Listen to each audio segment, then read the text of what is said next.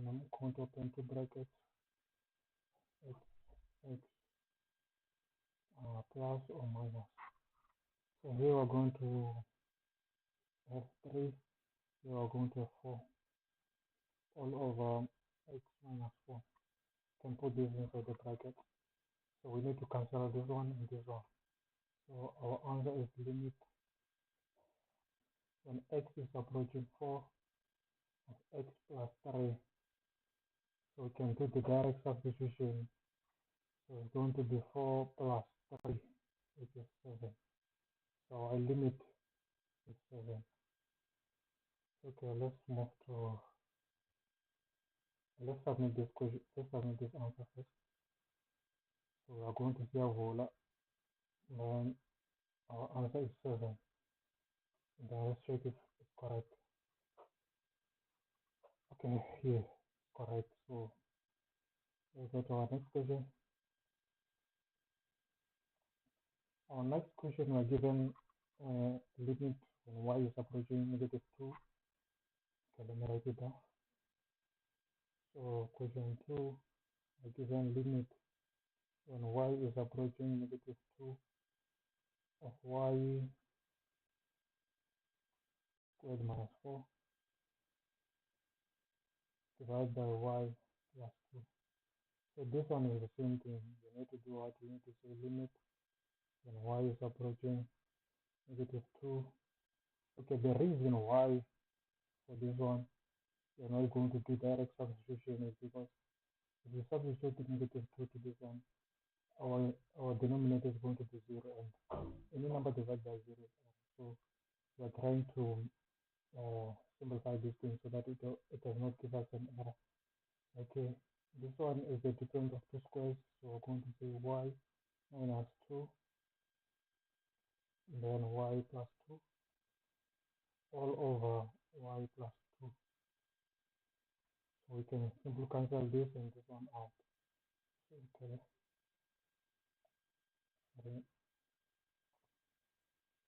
So our answer is going to be limit when x, when y, I'm used to x. I don't know why always x. When y is approaching negative 2 or y minus 2. So here we can do direct substitution. So it's going to be negative 2 minus 2. So our final answer is going to be negative 4. So let's submit our answer. So let's negative 4.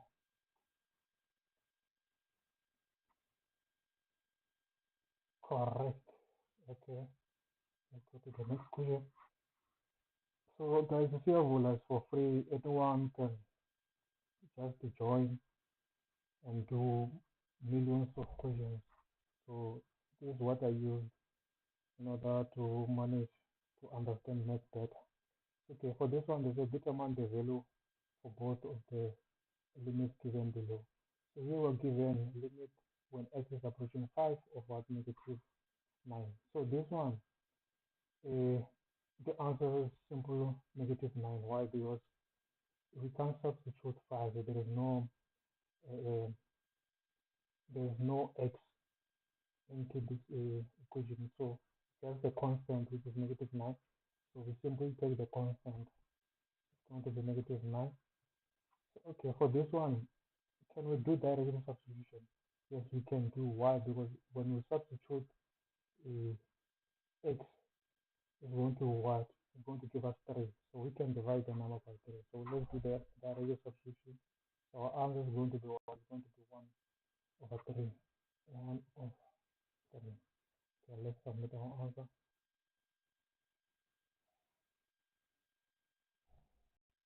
Oh, what's wrong? Oh, sorry. Okay, it's 1 over 3.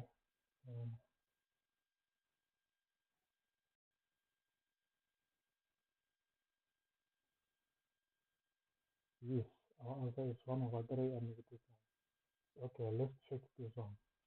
What happens when you try to evaluate the following expression? Okay, for this expression, if we try to evaluate the expression, uh, this one we can simplify this expression. Already simplified. So what happens when we do direct substitution? We're going to get our denominator to be 0. And if we divide any number by 0, is what is undefined. So meaning this limit is undefined. So the answer, let's choose, the expression become undefined. That's our answer. Yes, correct. Our expression become undefined. The solution is this one. So when we do direct substitution, it's going to be 1 minus 1. So which become 1 over 0. It's become undefined. So yeah, that's the correct answer. Okay. Uh, those questions they keep on repeating. So you can just copy this question and just do it for yourself, and then you can comment down the answer. So I think if,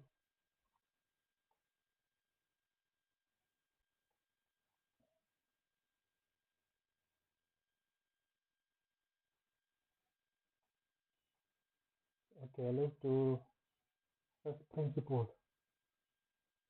Okay, first principle. They were given the following equation: determine f of x plus h in a simplified form. Okay, so we're using a first principle. Okay,